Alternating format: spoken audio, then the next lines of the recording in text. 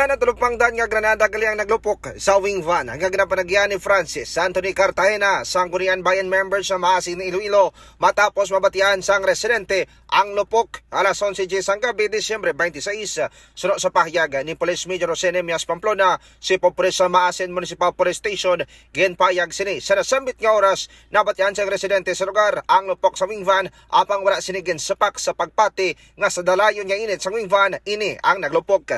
Ginpayag pa diri matapos ang lupok ginpalapitan sang residente ang wing van apang wala sang nakita nga persona nga nagsakay sa bihikulo palayo sa lugar kag wala man sang nakita nga makatiringala nga persona nga yara sa wing van antes sang insidente. Base sa investigasyon ni Pamplona pasado alas 10 nga Disyembre 27 diri nagreport sa ila ang driver sang wing van bangod nakita ini nga mga buho sa tangke sa gasolina kag ring pin sa palibot.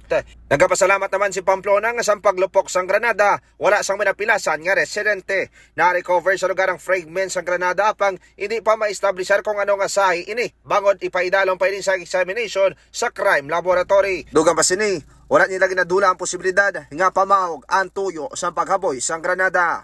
Blanco pa sa karon ang Maasin Police Station kung sino ang responsable sa paghaboy sang Granada sang wing van nga ginapanagyan sa isa ka politiko sa Banwa sang Maasin. Balita nagikan sa Banwa sang Maasin. Ini si K5 Aaron Ripoyo para sa kampyon nga serbisyo publiko kag kalingawan sa Iloilo ang kampyon nga estasyon. K5 News FM. Ang ining nga balita ang ginadulong sa inyo sang DTX Coffee Mix. Himo sa natural nga sangka pareho sang amarkuso, chia seeds, sugared cane extract powder. DTX Coffee Mix. Nakakapi ka na, naka-detox ka pa. DTX Coffee Mix. Mabakal sa mga butika.